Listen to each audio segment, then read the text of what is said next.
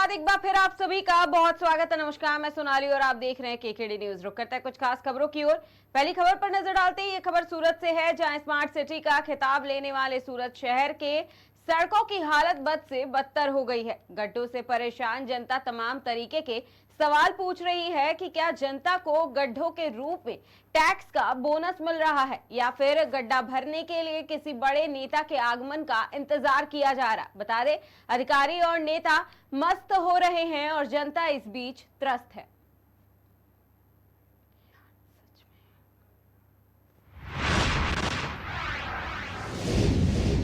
रुकता है अगली खबर की ओर। एक खबर जनपद सोनभद्र से है, जहां थाना बभनी क्षेत्र के अंतर्गत ग्राम मचबंधवा में राधा कृष्ण मंदिर परिसर में मंगलवार की रात गांव के ही एक युवक की लाठी डंडे से पीटकर हत्या कर दी गई। हत्या के बाद क्षेत्र में सनसनी फैल गई। प्राप्त जानकारी के अनुसार मंदिर परिसर में सुख सिंह वहां के पुजारी संजय कुमार से उलझ गए और गाली गलौज करने लगे।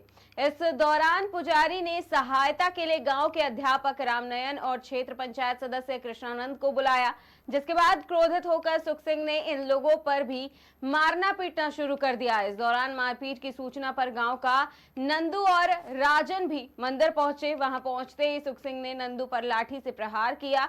वहीं उसको बचाने के लिए राजन आगे बढ़ा तो उस पर भी सुख सिंह ने हमला कर दिया, जिससे राजन के सिर पर चोट लगी। सिर पर चोट लगने से नंदू की घटनास्थल पर ही मौत हो गई थी, जबकि राजन घायल हो गया। जिसके बाद ग्रामीणों ने घटना की सूचना तत्काल बभनी पुलिस को दी।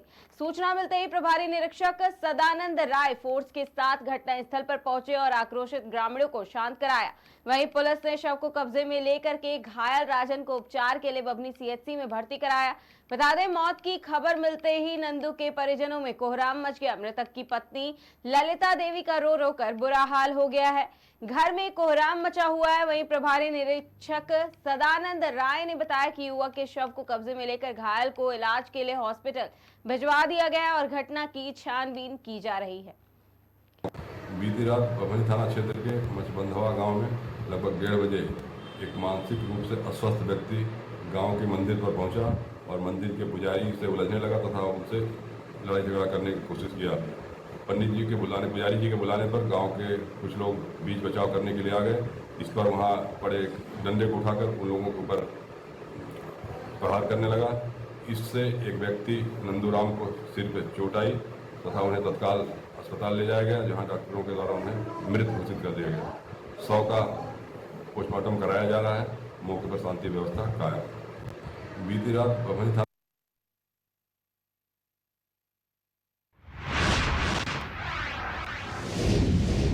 करते अगली खबर की ओर। एक खबर आगरा से है, जहां नगर विकास एवं ऊर्जा मंत्री ए.के. शर्मा आगरा पहुंचे हैं। बीजेपी के कार्यकर्ताओं ने मंत्री ए.के. शर्मा का भव्य स्वागत किया। बता दें, सर्किट हाउस में मंत्री ए.के. शर्मा ने अधिकारियों के साथ समीक्षा बैठक की।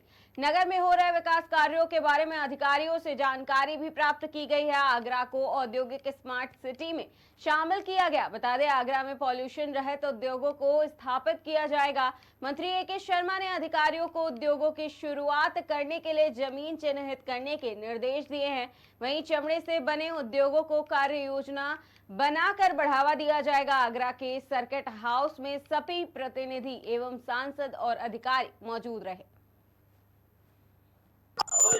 आगरा जिले के प्रभारी मंत्री के रूप में मैंने जिले के सभी माननीय जनप्रतिनिधिगण, जिसमें माननीय सांसद जी, माननीय हमारे नगर के भाजपा के अध्यक्ष जी, माननीय महापौर, माननीय विधायकगण, माननीय एमएलसी, जिला पंचायत की अध्यक्षा, इन सभी की उपस्थिति में अधिकारियों के साथ जिले के विकास के कार्यों की हमने समीक्षा किया, चर्चा किया।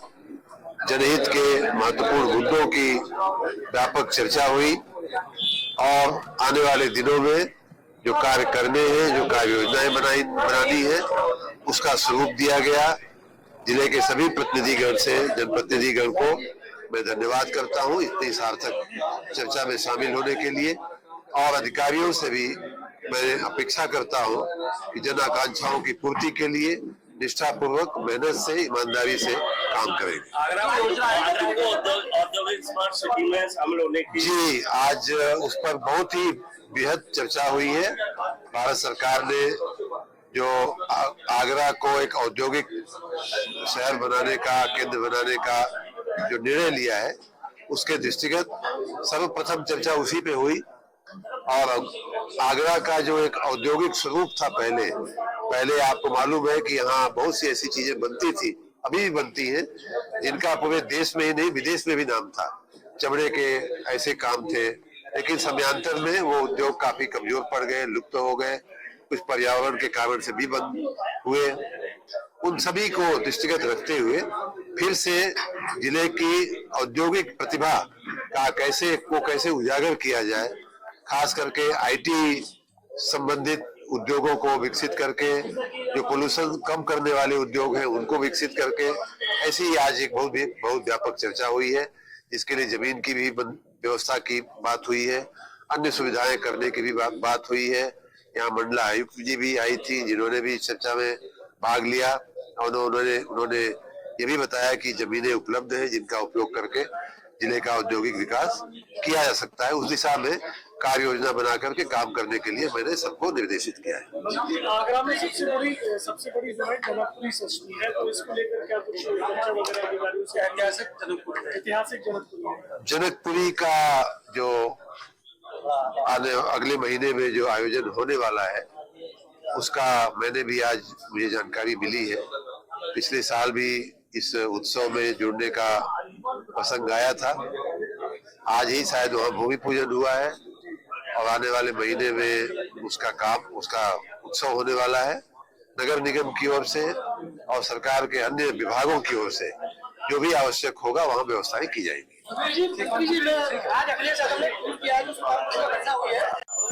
आगरा जिले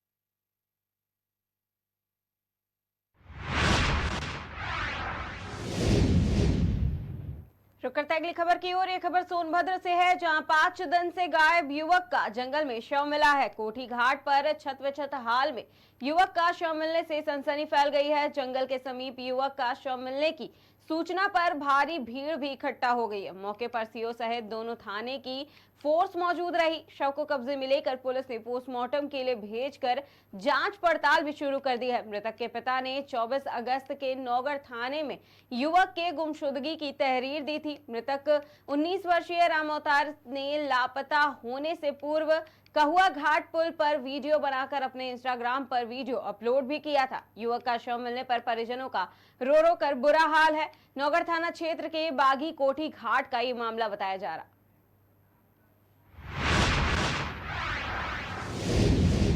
रुक करते हैं अगली खबर की ओर। यह खबर रायबरेली से है, जहां 2 मोटरसाइकिल आपस में टकरा गई है, जिसमें 4 लोग गंभीर रूप से घायल हो गए। घायलों को इलाज के लिए 108 एम्बुलेंस के द्वारा सीएचसी पहुंचाया गया है। बता दें 2 लोगों की हालत गंभीर होने पर इलाज के लिए जिला अस्पताल रेफर कर दिया गया। घटना की सूचना पाकर मौके पर पहुंची पुलिस मामले की जांच पड़ताल में जुट गई है। घायलों के परिजनों को पुलिस द्वारा सूचना दे दी गई है। डलमऊ के मधुकरपुर के पास की यह घटना बताई जा रही।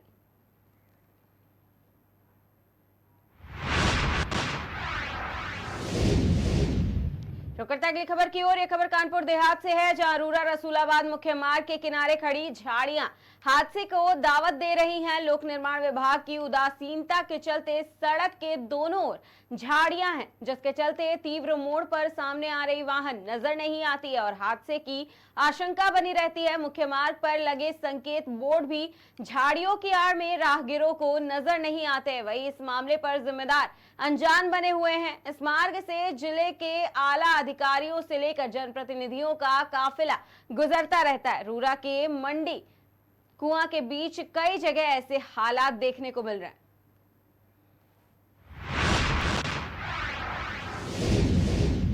रुक करते हैं अगली खबर की ओर। यह खबर लखनऊ से है, जहां लखनऊ के सरोजनी नगर हीरालाल नगर में श्याम लाडले परिवार की तरफ से सार्वजनिक शिक्षोयन संस्था वृद्धाश्रम में निःशुल्क मासिक संकीर्तन का वार्षिकोत्सव बड़ी धूमधाम के साथ मनाया गया। इस अवसर पर परिवार की तरफ से वहां रह रहे सभी वृद्धजनों को बाबा श्याम के भजन के साथ रात्रि भोज की व्यवस्था भी की गई और साथ ही परिवार के एक सदस्य द्वारा वहां रह रहे वृद्धजनों को निःशुल्क लखनऊ से जयपुर खाटू धाम की निःशुल्क सेवा देने की घोषणा भी की गई है। इसमें भारतीय जनता पार्टी के उप विजेता विधायक अंजनी कुमार श्रीवास्तव और आदर्श व्यापार मंडल के अध्यक्ष सुनील गुप्ता शामिल रहे।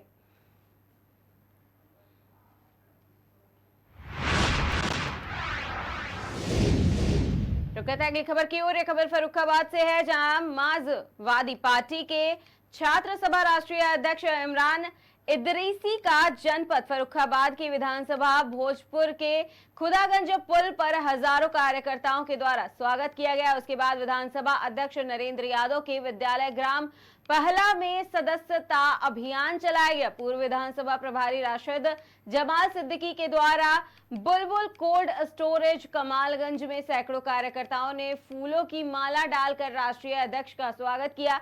बता दें, छात्र सभा के राष्ट्रीय अध्यक्ष इमरान इदरीसी ने छात्रों के मनोबल को बढ़ावा दिया है और कहा कि हिम्मत देने का कार्य समाजवादी सरकार करती है। कोर्ट के फैसले से शिक्षक भर्ती को लेकर छात्रों को बधाई भी दी गई है। फिर पूर्व विधानसभा प्रभारी राशिद जमाल सिद्दीकी के द्वारा बुलबुल कोल्ड स्टोरेज कमालगंज में सैकड़ों कार्यकर्ताओं ने फूलों की माला पहनाकर स्वागत किया। आज जनपद भरका में जो दौरा हुआ है, क्या उद्देश्य है इसका? नहीं, ये पार्टी की तरफ से छात्र जागरूकता सप्ताह और छात्र जागरूकता सदस्य अभियान चल रहा है। तो उसके तहत तमाम जिलों में लगातार छात्रों के बीच में आके, नौजवानों के बीच में जाके हम सब लोग आदरणीय राष्ट्रीय श्री अखिलेश यादव जी का समाजवादी पार्टी का और समाजवाद का जो बेसिक संदेश है, वो सारा संदेश हम लोग नौजवानों में देना चाह रहे हैं। हम लोग लगातार उनसे बात कर रहे हैं, उनको पार्टी का सदस्य बना रहे हैं और आने वाले समय में किस प्रकार समाजवादी पार्टी 2027 में मजबूत बने और एक नई क्रांति के साथ आदरणीय राष्ट्रीय श्री अखिलेश यादव जी मुख्यमंत्री बने, इसके बारे में विचार हो रहा है। आज यहाँ ब्लॉक प्रमुख श्री राशिद जमाल सिद्दीकी के यहाँ भी हम लोग यहाँ पे आए हैं भोजपुर में और लगातार इस बारे में प्रयासरत हैं कि जिस तरह हम लोगों ने ये विधानसभा अब की बार अच्छे मतों से आके हम लोग यहाँ पे अच्छे मत पाए हैं, इसको और बढ़ाएं और ताकि ये विधानसभा हम लोग जीत सकें। युवाओं को लेकर क्या कहना चाहेंगे आप? मैं सिर्फ एक संदेश करना चाहता हूँ कि अगर आप लोगों को अपना भविष्य चाहिए तो भविष्य, अच्छे भविष्य के लिए आदरणीय राष्ट्रीय श्री अखिलेश यादव जी को चुने, साइकिल के निशान पर अपना बटन दबाएं। सर, उपचुनाव को लेकर क्या तैयारी? 8-9 विधानसभा समाजवादी पार्टी लगातार अपनी तैयारी कर रही है। हम 10 की 10 विधानसभाएं जीतने की कगार पे। आरक्षण को लेकर ये 69,000 एक वैकेंसी आई थी, उसमें दोबारा लिस्ट जारी करने के आदेश दिए गए सरकार ने, इसके बारे में क्या कहना चाहिए? हाँ, तो मैं यही तो कहना चाहता हूँ, साल भर तक वो बच्चे जो 69,000 शिक्षक वाले थे, वो लगातार बैठ के आंदोलन करते रहे, उस सरकार ने उनकी सुध नहीं ली। जब वो कोर्ट के पास गए तो अब उन्होंने उसकी बात करी है, कोर्ट ने उनको एक सही डिसीजन दिया जिसकी वजह से आज वो लोग अपनी बात को कर पा रहे हैं, कह पा रहे हैं और इस सरकार बाध्य है वो उस बात को मानने के लिए। धन्यवाद। आज जनपद भरका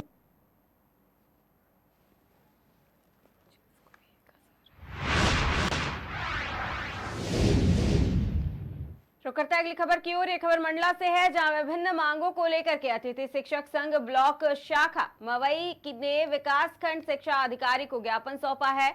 जुलाई माह से लगभग सभी शालाओं में अतिथि शिक्षक उपस्थित होकर सेवाएं दे रहे हैं। उन सभी अतिथि शिक्षकों की भर्ती मान्य की जाए। ऑनलाइन में होने वाली कठिनाई को देखते हुए इनकी नियुक्ति ऑफलाइन की जाए।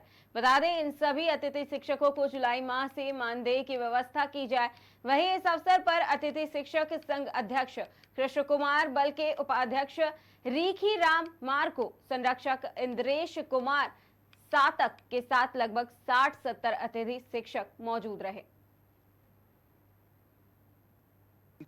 आज अतिथि शिक्षक समन्वय समिति मध्य प्रदेश ब्लॉक शाखा मवई में हम सब लोग आदरणीय पीयू सर विकास खंड अधिकारी से निवेदन करने आए थे और मार्गदर्शन लेने आए थे कि माह जुलाई अगस्त से जो निरंतर रूप से पूर्व से कार्यरत अतिथि शिक्षक जो विद्यालय में जा रहे हैं, उनके मानदेय के संबंध में चर्चा करने आए थे, ज्ञापन देने। तो आपको कुछ आश्वासन मिला? अभी बीओ सर द्वारा आश्वासन मिला है कि विभागीय जो निर्देश हैं भोपाल से, उनके तारतम्य में सभी के ज्वाइनिंग कराएं और एसएमडीसी से प्रस्ताव पारित कराकर संकुल के माध्यम से पहुंचाएं। तो शासन के निर्देश होंगे, उनके अनुसार मानदेय भुगतान किया जाएगा। तो आप लोग सब काम करेंगे, संतुष्ट हैं? हम लोग ऑलरेडी काम कर रहे हैं विद्यालय में और हम सभी लोग संतुष्ट हैं और विद्यालय में काम करेंगे। चलिए ठीक है, धन्यवाद। आज अतिथि